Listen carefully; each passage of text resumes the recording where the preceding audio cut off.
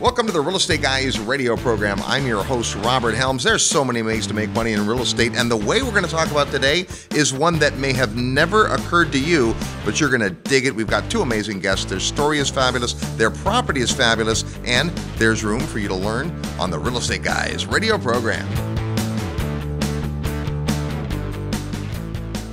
Are you looking to create sustainable wealth through agricultural real estate? Then look no further than Agro Nosotros. They're a sustainable specialty agriculture company with specialty coffee farming operations in Panama and fine flavor organic chocolate operations in Belize. Over the last 4 years, they've helped ordinary people to diversify outside of traditional real estate and into offshore agricultural real estate. They don't have your typical tenants, termites, and troubles. Their tenants are trees, and they grow and produce two hugely popular and proven products, coffee and chocolate. Through Agro Nosotros, you can own half-acre parcels in your very own specialty coffee or organic cacao farm, turnkey managed on your behalf, that produce passive cash flow for you and your heirs. And you can feel good about where you put your money to work. Agro Nosotros has socially sustainable programs that provide living wages, improved accommodations, and a steady channel to market to literally hundreds of farmers. And so far, they've placed 61 kids in school. To find out more and see how you can get involved, email agro@realestateguysradio.com. That's agro, A-G-R-O, @realestateguysradio.com. Welcome to the Real Estate Guys radio show. I'm your host, Robert Helms, with me as usual, financial strategist, co-host Russell Gray. Hey, Robert. You know, last few weeks we've been talking about different marketplaces, mostly across the United States, and today it's time to shift into a really, really cool topic, and this will take some while to get your mind around, but we've got amazing guests today. Their story is awesome. The property that they're in the middle of turning around is amazing, and really it takes a couple of interesting things. First of all, we're going to talk about one of the highest return on investment asset classes there is, and that's resort property. Why take a property and rent it once a month when you can rent it every night and derive a lot higher gross incomes? But to do that, you need to really understand hospitality and operations, and that's what our guests are great at. And what they do is they find resorts that are in trouble, that are run down, that in this case, the property they're working on now, you're going to love the story, shuttered and stopped and ugly and non-performing, and they saw something in there to turn it around and make it something different, and I can't wait for you to meet them. Well, I mean, the essence of creating value in real estate and income property is improving the income. And really, I mean, even people that flip businesses, that's what they do. They go in and they buy an operation that isn't working well.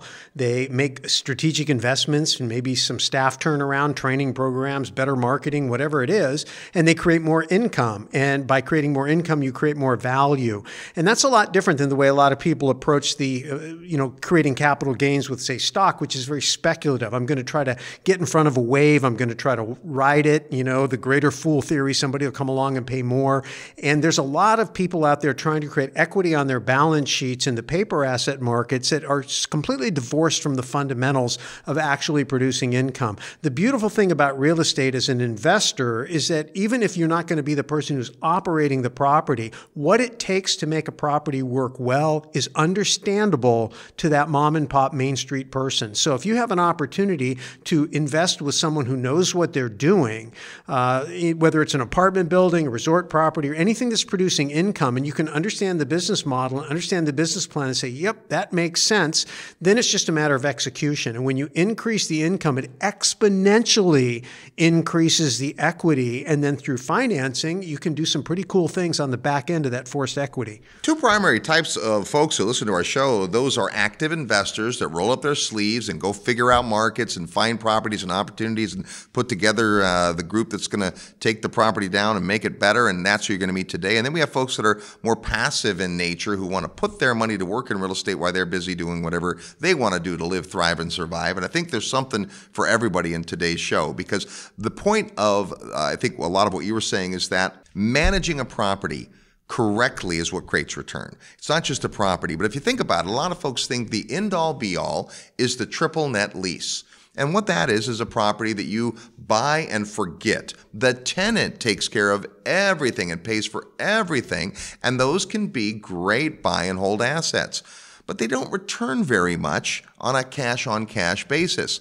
The exact opposite of that is when you have a resort property where people move in every day and check out every night and have to turn the rooms and change the bedding, and there's so much involved in managing lots of employees. It sounds terrible unless you want to do it passively, in which case the returns could be pretty phenomenal. Yeah, I mean, any form of income investing as a passive investor or even as an active investor, it's going to come down to executing great management.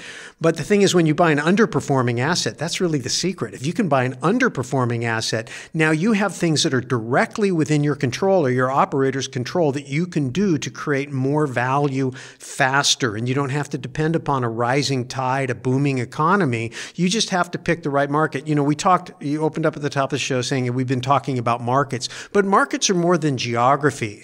They're product niches, they're demographics, they're who you're serving, there's what type of product you're using, and there's the geographic market they're in. So, when you can be strategic in picking the right property in the right market and you're serving the right demographic at the right price point, and then you find something that's underperforming and you know that there's many things under your control you can go do to improve that operation, then you have a chance to create some real value as an operator for your investors. And as a passive investor, you have the opportunity to realize a lot of value through your operator. So it's a symbiotic relationship, money and operator making things happen. And we have a great story to share with you today. Our guests today are Josh and Melanie McCallan, who we first met at the Secrets of Successful Syndication. They were referred by a friend. They came and they learned, and boy, have they put it into action. We come back, you're going to meet Josh and Melanie and hear their amazing story today on the Real Estate Guys radio program. Live nationwide, you're listening to the Real Estate Guys. Find out more at realestateguysradio.com.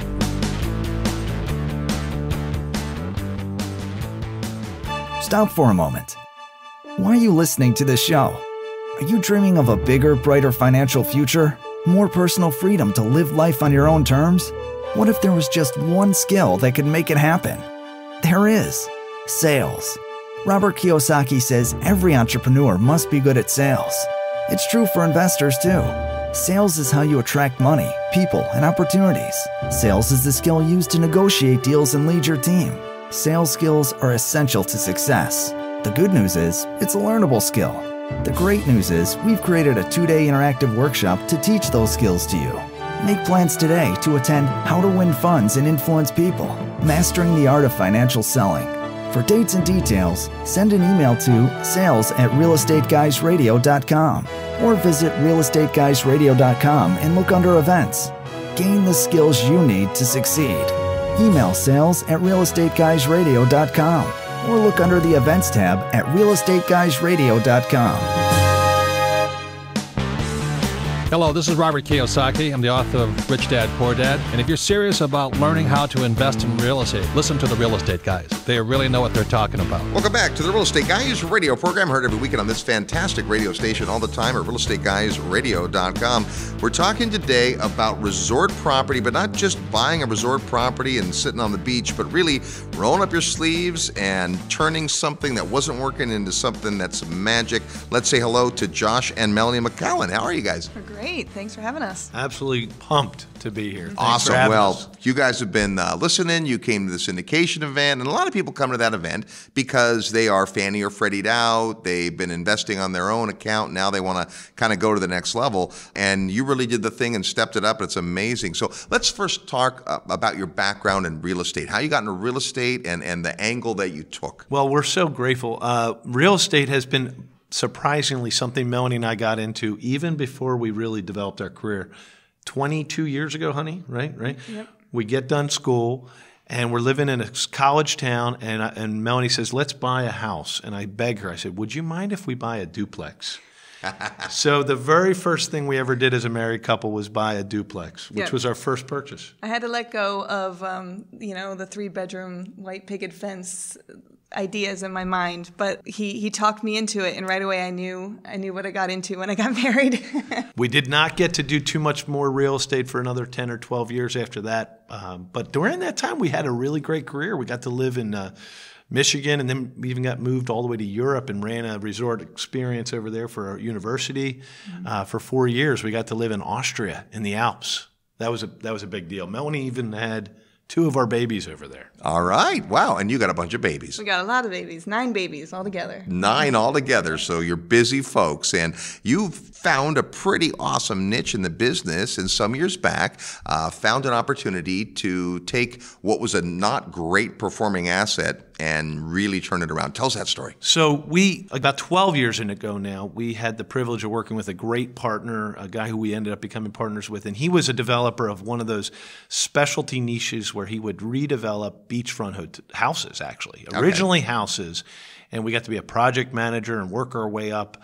Eventually, post-recession, of course, no one's flipping houses during the recession at the luxury level. So post-recession, we sit around and we say, what should we do with one of the things we got stuck with, that he got stuck with, that he had purchased? And it was a hotel. And so about 7 years ago, we brainstormed, what do you do with a beat-up 1970s, and I say the word stanky, musty beachfront hotel in a town that no one's ever heard of. Because, of course, during the boom days, it could have been great houses, it could have been great townhouses, but post-boom, it's a little too risky to tear down a hotel that has all those development rights right on the beach. Sure. So the plan became, what do you do? Do you reposition? So what we did is we studied a market. We studied all the real estate asset components. Well, does it have the right demand drivers? Are we going to be able to operate it efficiently? What do the rooms look like? How many rehab projects do we need to do here? And honestly, we built it out, and we realized that was only 50% of the story. And we don't want to overburden the audience, but the other 50% of the story was us getting our teeth kicked in for 18 months, learning that it was really not about just the building, but hospitality is a living, breathing experience of guests. Yeah, Melanie, talk about that, because what people don't understand, the difference between renting a house month to month and the guest experience of hospitality is where the rubber meets the road. Absolutely. We determined, they did a beautiful job and they made the building absolutely gorgeous. But what we really quickly realized is that the guest experience and feeling loved and just really welcomed was really the other 50%. So I think initially the idea was to rehab the whole thing and turn it over to another management group. But they did that actually initially. That sort of fell apart. I think the vision wasn't aligning there. So they took it over, and like he said, there were all sorts of problems in the kitchen and the restaurant and getting learning everything of how to run it. But it was the best experience ever, because I think they just really determined, and they saw almost instantaneously how serving with a servant's heart, with a humble heart, was the key. And that is what really made people want to come back and constantly write reviews that said, I couldn't believe they knew my name after just meeting me once. Everybody had a smile on their face. And then we realized not only did we love that reaction, but we fell in love with hospitality. And we realized this really feels like a call, like a mission. Yeah, and to be specific, poor Melanie, she got to be on the home front. Is that a fair statement? While we were out there working at that property. At that property, I was the cheerleader. You were the cheerleader for those. Mm-hmm. So to make a distinction, we were super grateful for that experience, which was a very formative 7 years of working with the primary partner and being his support and building that resort. And then it became 3 resorts. And this summer, we had the great privilege of being able to find our own first deal as a family. So that's where we're at today. Now we are building out a wonderful culture and a wonderful process to restore resorts regularly. Well, and there's a great lesson here, which is independent from the topic of resorts and even turning around a property, which is that if you can figure out where it tugs at you and, your mission, your calling, your life work, whatever you want to call it, there's return that we create in real estate, and there's people that pay for real estate. We all interact financially with real estate. Some tenants begrudgingly pay their rent. The people that show up at your properties are thrilled to be there. Yes. In fact, this new property is attracting weddings, which is such a great, great piece of business because for the most part, everyone's happy. They're happy to spend the money, right? And you're bringing in people and giving them a life experience that's creating memories for them. And so whatever it is in real estate, if it's not tugging at you, then maybe you ought to keep looking. So let's talk about this story, because you guys have this history in hospitality and built up some great resorts. And then you guys essentially have changed directions, and now it's a hospitality property, but it's super interesting. Tell us about what you're working on now. Well, this is Melanie and I's first time getting to be full-time partners together. So what we did is... Aside from 22 years of marriage. Amen, sister. Amen, sister. This lady's the best. You have no idea. So right now we just got... It's great to share the name. The name of the property is Renault Winery Resort. And by the way, Melanie loves me telling this. It's the third federally registered winery in America. From 1864, we always say Abraham Lincoln's administration gave these guys their registration. Yeah. That's awesome. Now we always say it's been in hospitality business for 155 years. It made it through Prohibition. It's made it through everything. You call it the cockroach. It's never going away. But this property is stable as stable gets. It's one of those things where the guy who had it before us for 40 years started letting it deteriorate. And we are the beneficiaries of some stress that's been on this property. Which is very common, right? When you're in the rehab business of any kind, you find a property that needs some TLC. If you're willing to take a fresh approach, look at it differently, consider its legacy, but at the same time, how do we write the next chapter?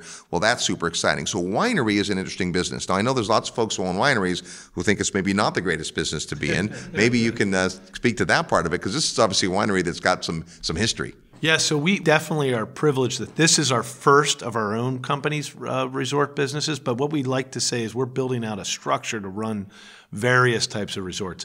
But this one, I say, you know how when you go to Walt Disney World, it's all about this mouse, this Mickey Mouse, and this experience called magic. But you can go to different resorts in Disney World, and there's ones that look like you're in the Polynesian Islands and some that look like you're in Nantucket. So just like that, there's a common thread, though. At this property, the common thread is wine. Right. And the history of winemaking. History of winemaking. And right. the soil. The soil's special there. It's actually quite special in this part of New Jersey. And this place, because it was founded by a Frenchman, I got to brag on this guy. Mr. Louis Renault from the 1860s moves his family from Champagne, France, to our section of New Jersey. We actually live very close in Philadelphia. And he establishes a champagne house. Now, that's ironic because just like everybody on this radio knows, you're not allowed to say the word champagne unless you're in Champagne. Right. Otherwise, sparkling wine. That's right. So we have the famous American Renault champagne that was grandfathered in because, we've been using it since 1864. So, in fact, we found pictures. I've had the great privilege of trying to uncover a lot of the history while we've been going through the project. And JFK, we found out, used this at his inaugural ball. That's actually true. So there's a lot of great history and stories that we already love the project. We're just loving it even more. Yeah, it's Melanie says we study the millennial mind. We study movements in hospitality. We have a whole passion for the whole thing, from architecture, soup to nuts. But the millennial loves authenticity, and the market today loves authenticity, and nobody can really smack of more authenticity. You'll love this. You and I love beer, right? Understatement. I love wine as well, but we have an authentic Prohibition-era speakeasy.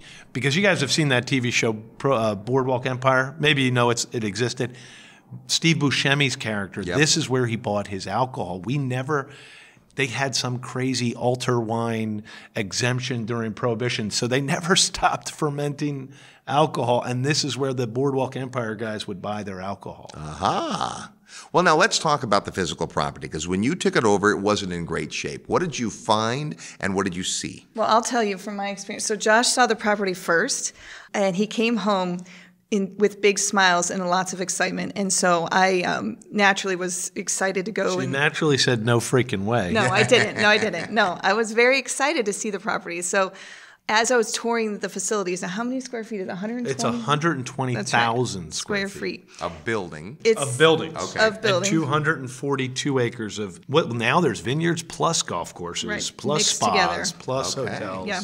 So it's a lot of property, and as you can tell, with 155 years, a building has been added onto. So I'm walking through the building, and Josh could just read my face. I was getting more and more worried every room I walked into, and I just said to him at the end, I said, there's no doubt in my mind you could do this. I just said, what is it going to take, though, to do this?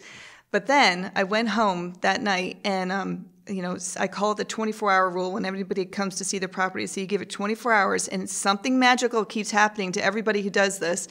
the next day you wake up and you see all the possibilities, like he was saying, like the Walt Disney World, all of a sudden it all comes together. Like, how can a winery, a hotel, golf course, how does this all work together? And then you add in the history, all of a sudden it became just this diamond in the rough. It was like, this is going to work. Yeah, just to finish that point, Melanie's the best at articulating the 24-hour rule. But there's a lot of things that Melanie just said that you guys, and we were able to work together with your team, Robert, to put together the 10 secrets to rehab riches. Yeah. And we're happy that you're going to be able to distribute that little ebook.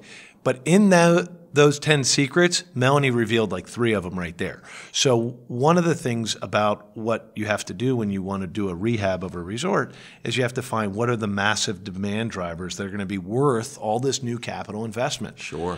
So it wasn't those first few days that we made the decision. It took about 30 more days of due diligence when we started receiving the actual live inbound wedding leads from their website. So here we are looking at this complex resort, kind of like Disney World, right? So many different things are happening at once. And you say, but what is the massive demand driver? And when I saw that this place was getting 795 annual wedding leads and it wasn't spending $1 on advertising, we knew there was magic there. And it was a bank-owned property. And beat up. Exactly. So can you imagine a father, the bride, putting down some money on a wedding at a bank-owned property? That's high risk. And so we knew right away, especially with Josh's experience working in the wedding industry as the other properties, that was a huge diamond as well. Well, and if people are looking to do their wedding, that's like a big decision, and winery, romance, all that stuff. And yet, was it operational when it was bank owned? There's layers to that question, Robert. But the answer, I always make a joke. I say, hey, you could have gotten a cheeseburger there every day. You could have bought a bottle of wine there every day. You could have slept there every day.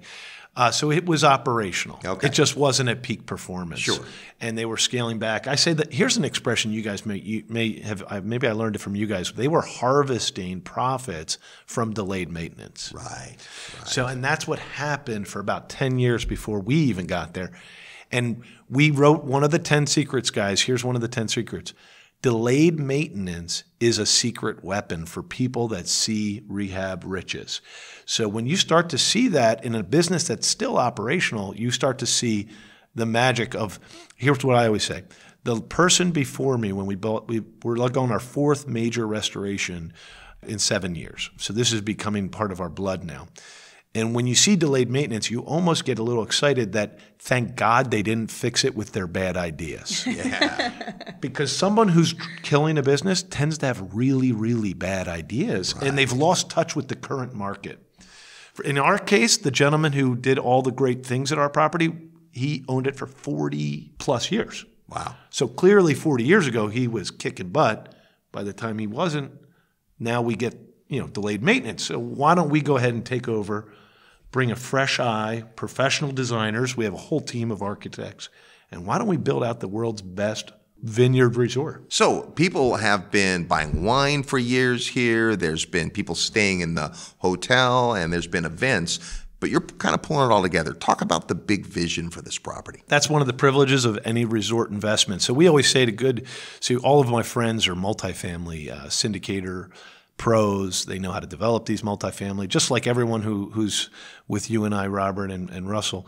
We're the guys that do it in the world of resorts, because we want to tell these multifamily guys, resorts, yes, they kind of look like a big multifamily. Yeah. But we can layer on so many other ways to benefit the guest, which means revenue. So we are business people, Melanie and I.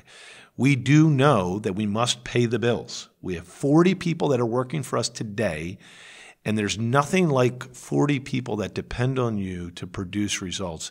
It's like a family. It was really otherworldly when we first walked into the resort as owners, and we knew the place was in tough spot. Yeah. Every day we're going to fight for that next bit of revenue, and we knew that responsibility was on us. It was kind of heavy, but it was beautiful. Honestly, it was an honor. Yeah, I remember when Josh came home, signing the papers, and we got the resort, and he just said to me, he walked onto the property and he came back almost with tears in his eyes, and he said, "These people all are counting on us." Wow. It was a new sense of not only do we want to make this beautiful because we can foresee incredible amounts of guests having beautiful weddings, having beautiful experiences, but the people that we interact with every day, our staff, are our family. We all are depending on each other and me to lead this team. And so about a week later, we have weekly meetings with the whole team. We all come together. We call it Viva May Values, which I'll let Josh describe why we call it that. But right away, I saw him at his first, leading the first one and just talking about why we do what we do. And a month later, the energy, the beauty, the smiles in their faces, the confidence that they have, and just it's already making a difference in people's lives, which again, that's what everything comes down to is making a difference. Now, how many of the existing staff were you able to keep, and how many do you have to add? Yeah, we're very proud to say we kept everyone. Wow. I hope we can always do that as we continue to grow and buy more properties. But in this case, we had very honest meetings. We shared with them that there's a value here. That hospitality for us is a mission, and these businesses are built on one core value, which is this generous, authentic hospitality. There is that old Chinese proverb that says you shouldn't open a shop if you don't have a smile on your face, or a man without a smile should not open a shop. Same thing in hospitality. A person without humility, without joy of service or ministry in their mind, shouldn't be in this business. Even if you're the dishwasher like me, which is how I got my start, you must be happy to serve. So we start there every week. We let everyone talk about the joy of service. And from that, we grow a culture that becomes world-class. We're talking with Josh and Melanie McCallum there with Accountable Equity. That's their syndication company. And when we come back, we're going to find out, what does this mean for you? Maybe you're interested in learning more about how you could take on this kind of a project or come alongside with what they're going to be doing not only here, but in the future. Also, we'll play real estate trivia next. You're tuned to the Real Estate Guys radio program. I'm your host, Robert Helms. Real estate investment advice right in your mailbox. Sign up for the free Real Estate Guys newsletter at realestateguysradio.com. Forbes rated Memphis the best cash flow market in the nation. And our good friend Terry Kerr at Mid-South Home Buyers has been the premier turnkey rental property provider in Memphis for over 13 years. With an A+ rating from the Better Business Bureau, Terry has renovated over 750 houses. Real Estate Guys listeners have snapped up hundreds. Discover what these satisfied investors already know. Mid-South's properties are completely renovated with a 1-year warranty and a lifelong rental guarantee. They're affordable, well-managed, and easy to own. Perfect for beginning investors and veterans alike. Get in on the action. Contact Terry and his team via email at midsouth@realestateguysradio.com. Hi, this is Patrick Donahoe, CEO of Paradigm Life. Wall Street and banks spend billions of dollars per year in advertising with the goal to convince you that they are the solution. But take a look around. None of their advice has worked. If you're listening to this, odds are pretty good that you're already a real estate investor, or at least becoming one. So why do you do it? Is it to hedge inflation, the tax benefits, or maybe it's to get your money away from Wall Street? It's because of these benefits and so many more that I created the Real Estate Investor's Guide to the Perpetual Wealth Strategy. When you combine successful real estate investing with the Perpetual Wealth Strategy, you have the recipe for what has helped the wealthy to establish their financial well-being for decades. You can download the Real Estate Investor's Guide to the Perpetual Wealth Strategy today by clicking the Resources tab on the Real Estate Guys Radio homepage. Don't wait, go download it now. Hi, this is Lawrence Yun, Chief Economist with National Association of Realtors, and you are listening to the Real Estate Guys. Welcome back to the Real Estate Guys radio show. Now in our 22nd year of broadcast, we're talking today about rehabbing and repositioning real estate. In this case, a resort property. Lots of great lessons before we get back to our interview with Josh and Melanie McCallum. It's time to play Real Estate Trivia, your chance to win a prize by knowing today's real estate trivia question. It has something to do with real estate and our topic today. As soon as you hear the question and think you know the answer, fire off your best guess to trivia@realestateguysradio.com. Trivia@realestateguysradio.com. Include your name, the answer to the question, and your physical mailing address, because if you're the winner, we're going to get you a great book called Purpose, Passion, and Profit, something I know Josh and Melanie can relate to. That can be yours if you know today's real estate trivia question. Last week on the show, we talked about markets in the move, and we asked this: which city boasts the most expensive real estate in the world?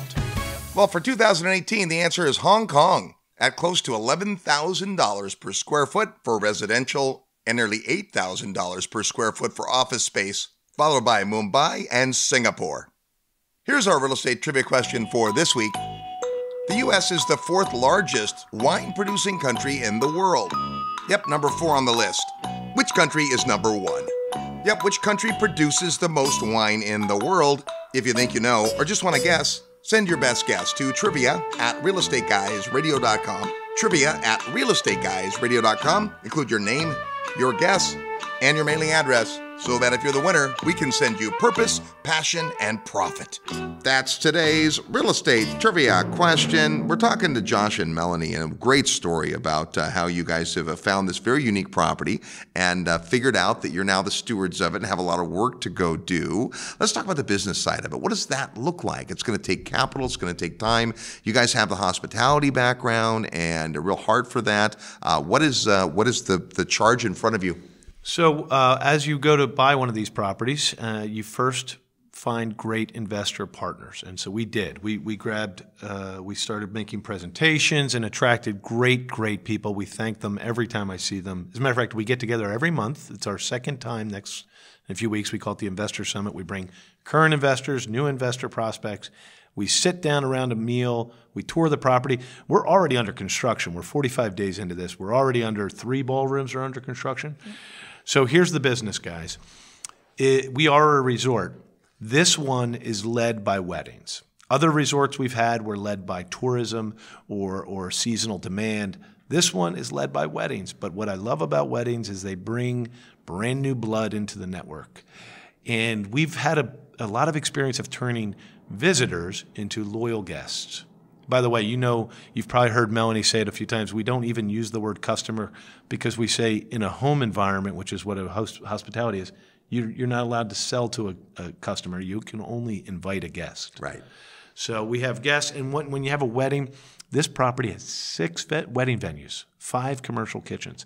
It literally is the East Coast's largest, most exquisite vineyard wedding destination. We can take on the Hamptons because we're closer to Manhattan than they are. Wow. Can you believe that? So here's how you build the business. We sell the weddings. We sold, 23 in the last 45 days. We then attract their rooms. Now the hotel, this is an odd problem. You're going to love this as a person with so much real estate. We actually limit every bride to 7-room block, a 7-room block, not a 20-room block. Right. The average bride asks for 10 to 20. We can only limit them to 7 because our rooms, we're in a boutique environment hotel, so we only have 55 rooms. Okay. And we're going to have 3 weddings on Fridays, probably 3 weddings on Saturdays.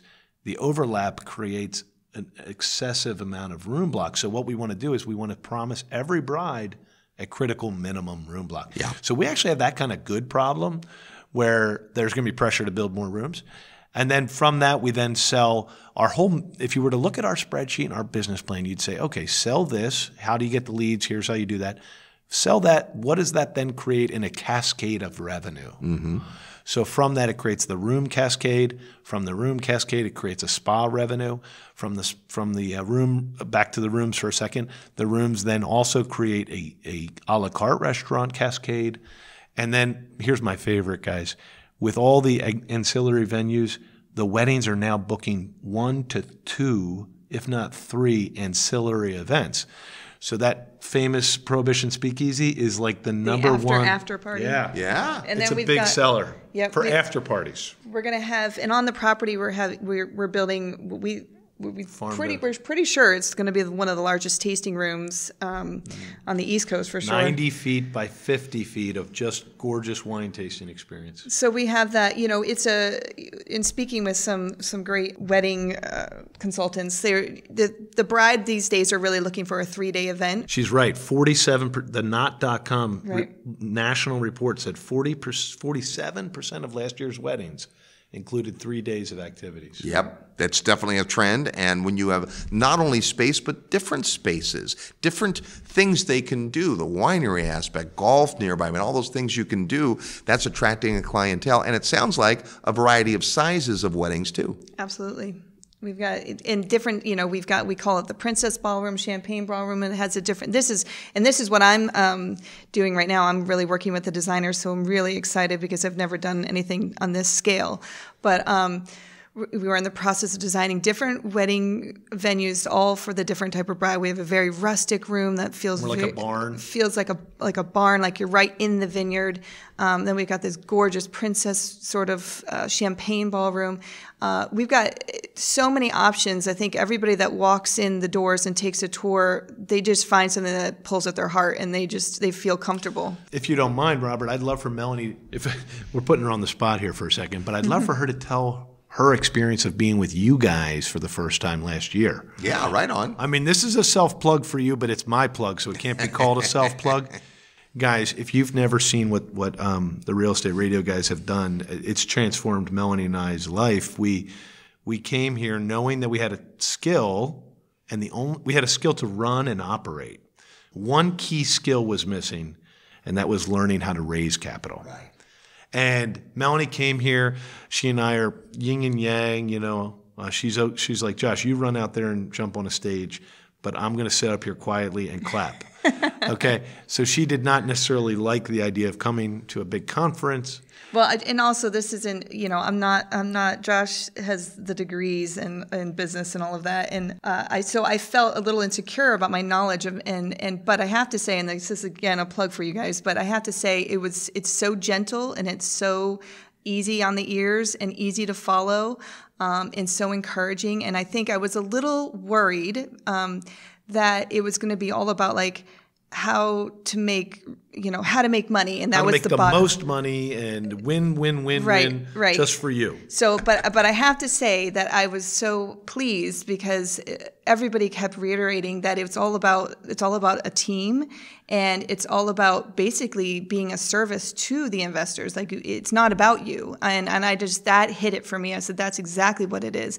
And I said to Josh, actually, I said, remember in college we had some friends. They were getting married, and they didn't have a lot of money. He was from Eastern Europe, and so they had to do a wedding right on almost campus. Almost like a potluck. And it was like they had everybody sort of sign up. And this is before internet was. Everybody sort of sign up to bring a dish. And I tell you, it was the best wedding ever because we all felt we were involved. And I kind of said, that's what syndication is sort of like. Everyone's involved. Everyone gets a piece of it. It gets more exciting. And just being pushed in this direction with the winery it's been a blessing to syndicate it, because every time we give the tour, you just see more eyes light up, and when they meet us and we all sort of realize we're all on the same page and we all have the same energy for this, it's just more exciting every time. Well, it's awesome. Syndication is the perfect tool because this is a big, hairy, audacious project. And for most of your investors, they could never figure that out on their own.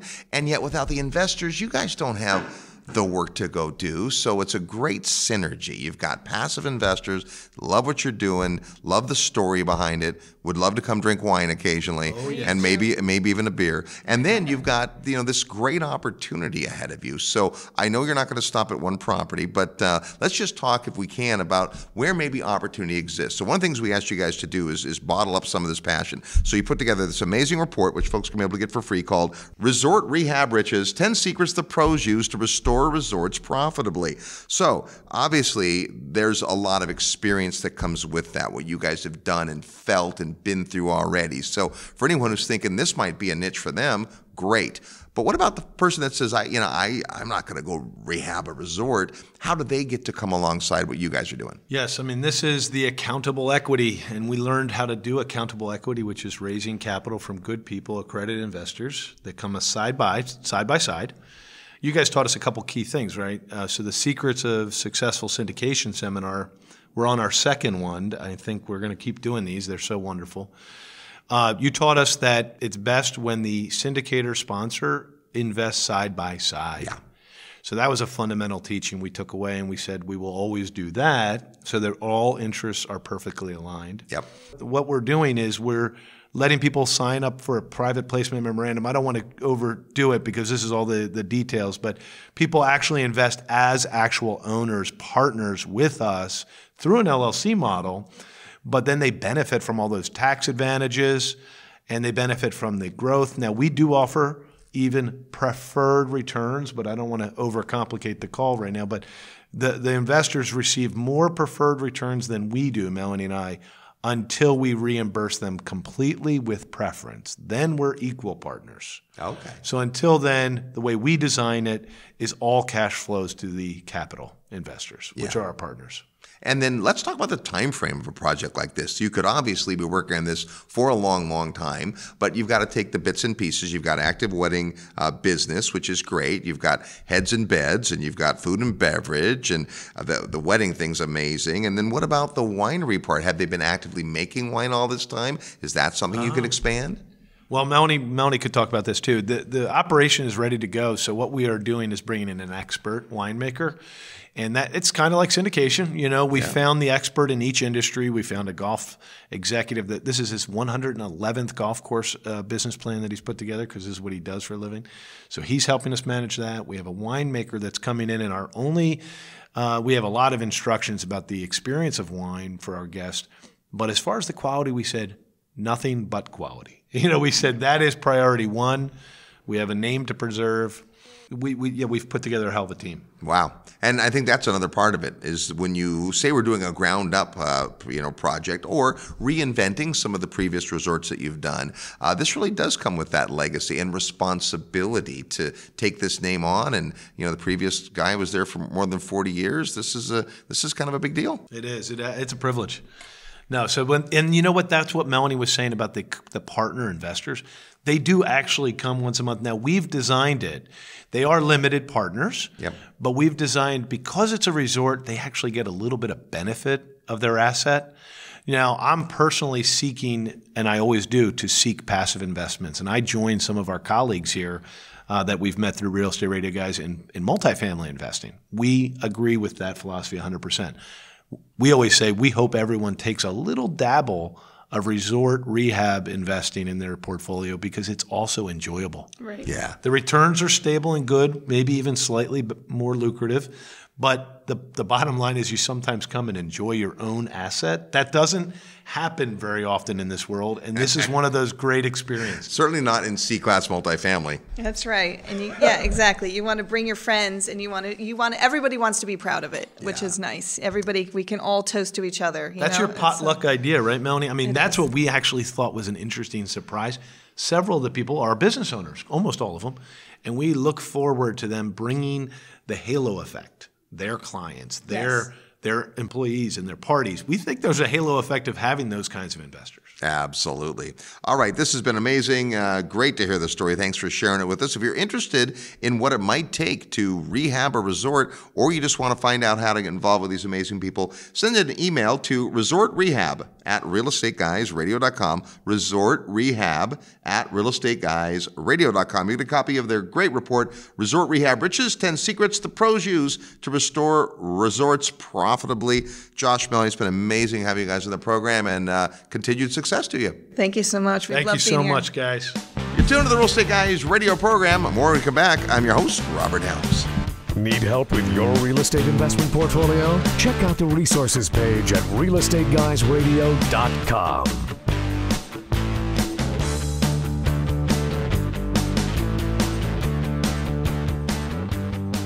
If you love real estate and have always wanted to own your own business, listen up. The Real Estate Guys and their panel of experts want to teach you how to go full-time fast in the real estate syndication business. These next few years may go down in history as one of the best times ever to acquire investment real estate. There are deals everywhere if you know where to look and how to assemble the resources. The Secrets of Successful Syndication seminar will show you how to make big money doing big deals from a team of experts that have syndicated projects totaling more than $1 billion. Don't wait for someone to give you a raise or create a job for you. Attend the Secrets of Successful Syndication and learn how to build a team, raise capital, find deals, and make full-time money in 6 months or less. Go to realestateguysradio.com and click on events. All the big players use syndication as a way to diversify risk, optimize profits, and earn big money. You can too. Go to realestateguysradio.com and click on events. Hi, this is Garrett Sutton, Robert Kiyosaki's asset protection attorney and the author of Loopholes of Real Estate and Start Your Own Corporation. As an American or foreign-based investor in U.S. real estate, you know we are a litigious society. You know that you need to protect your real estate, paper, and bullion holdings with the right mix of LLCs and corporations. Our firm, Corporate Direct, not only forms these entities, but importantly, we properly maintain them too. If you fail to follow the corporate formalities, you can lose it all in an instant. Corporate Direct is your source for LLC protection and maintenance in all 50 states. Visit corporatedirect.com or call 800-600-1760. Mention the Real Estate Guys for a free bonus. That's 800-600-1760 or corporatedirect.com. We look forward to assisting you at corporatedirect.com. Hi, this is Darren Hardy, author of The Compound Effect, and you're listening to The Real Estate Guys. Welcome back to the Real Estate Guys radio program. Thanks for tuning into the show. We're talking today about taking a property that is a resort property and rehabbing it. Oh my gosh, so great to hear from Josh and Melanie. Yeah, it's interesting. I'm sitting here, I'm laughing because I've got all these notes that I've taken, right? And, you know, of course, their enthusiasm is infectious. Yeah. And sometimes, you know, they're so busy telling the story. You know, I'm trying to like parse it down. Like, okay, I look for patterns and principles. I look for things that, you know, people can listen to, say, okay, well, you know, maybe you're not as enthusiastic as they are about it, you know, because I'm pragmatic, I'm an investor. I just need to put my money out to work. But, you know, when you think about the business of hospitality, and what they were saying is that it's all about the customer experience. And you realize that you're deriving income, rents, if you will, from affluent people who would never be paying you rent to rent their home. These are homeowners, typically. These are people who are coming to stay at a resort to have a high-end experience. You need to have the people who are behind providing that experience be super overwhelmed with enthusiasm and passion for service. Oh my gosh. And so to me, that I felt like that was number one. I mean, any employer, anybody building a team wants to have the people who are at the front lines doing the work just gushing with enthusiasm and loving what they do. So I heard that, and that was impressive. And then the way they've instilled that and brought that in through their leadership to the team. You know, we had way back when Anthony Melchiori from Hotel Impossible, and I don't watch a ton of TV, but I enjoy watching Hotel Impossible, and because he goes in and he takes over these underperforming hotels and turns them around. You know, my wife likes to watch where they flip the house and all that. I flipped a house once.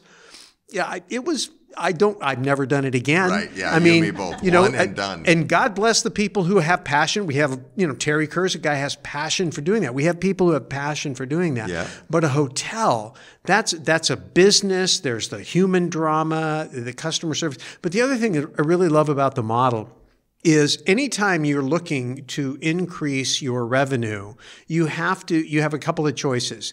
You either have to find more people to sell the same thing to, or you have to find more things to sell to the same people and hope those same people can afford to buy all that extra stuff. Well, the hotel business lets you do that. It's not as easy to add rooms. So what you have to do is say, how can I get more money out of every person coming in? And when they're affluent people who are coming in to have an experience, they're willing to pay. I mean, think about how your personal budget kind of goes out the window a little bit when you're vacationing, when you're traveling, when you're at a resort. You're there to splurge. You're there to spend. You're looking for reasons to have a good time.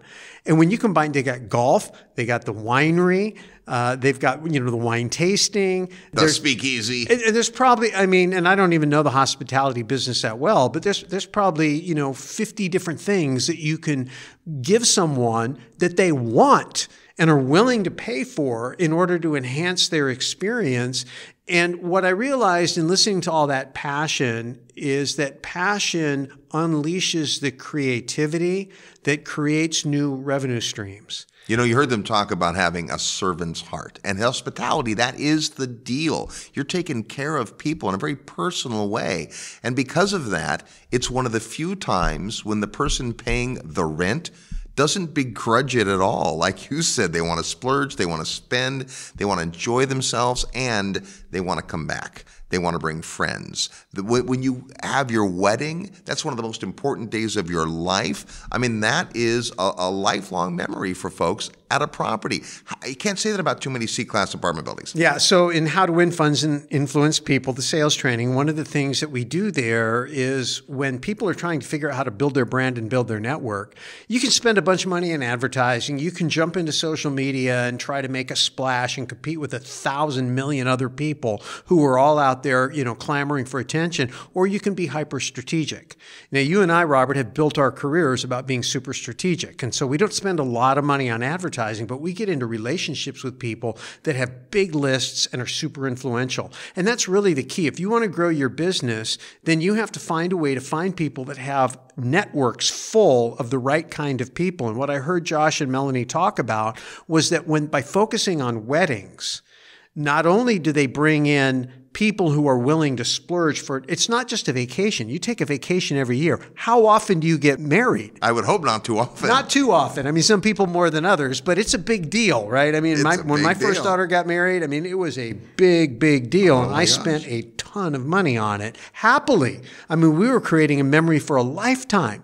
And of course, that's a center of influence. So if you have an affluent person who was putting together a wonderful wedding, birds of a feather tend to flock together. So this family now has a network of fairly affluent people that maybe would never, I mean, really, a winery in New Jersey? Yeah, that's on my short list. I mean, I would have found that on my own. But if I get invited to a wedding there, I'm like, wow, this is amazing. And of course, New Jersey's in pretty close proximity to New York, and which has money. A ton of affluent people. So just the brilliance in the model, the idea to be able to understand there's so much strategy that goes in. It all pivots off of that servant's heart you talked about. It all comes from that desire to deliver a great experience. And really, if you think about it, I mean, even if you're just running a single family home, even a mobile home park, apartment building, a retail center, at the end of the day, it isn't the property that you derive your income from, it's the tenant. And if you deliver a great experience to that person, if you have a servant's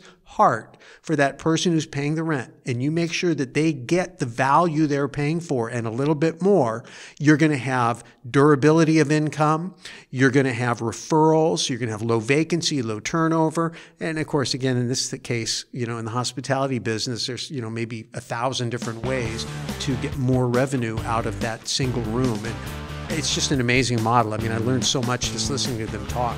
And you might even sell some wine. So awesome, and great big thanks to Josh and Melanie for sharing their passion and their project with us. If you want to get some insights into how you might do something similar, or if you want to find out how you can be part of it, just send an email to resortrehab@realestateguysradio.com. The report's called Resort Rehab Riches, 10 Secrets the Pros Use to Restore Resorts Profitably.